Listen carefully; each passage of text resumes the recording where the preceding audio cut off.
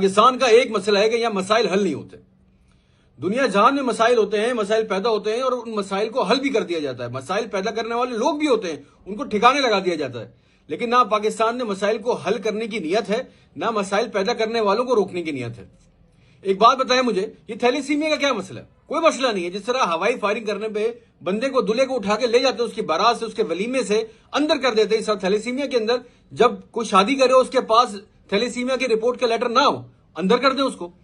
उसका नादरा का निकाहनामा वेरीफाई ना हो, अंदर कर दें। अगर मियां बीवी ने नादरा का शादी से पहले थैलेसीमिया का टेस्ट ना कराया हो, उसका अंदराज ना कराया हो, कितनी देर लगेगी इसकी?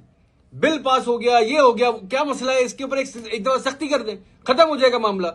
हम आज भी तड़प रहे हैं, बच्चों को तड़पता हुआ देखते हैं कि उनको थैलेसीमिया के बच्चे हैं और हमें पता है ये मर जाएंगे।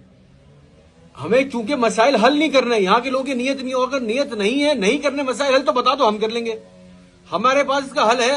हर एक आम फहम इंसान के पास इन मसाइल का हल है। सब इंसानों को इन मसलों का हल पता है, वो हल कर लेंगे।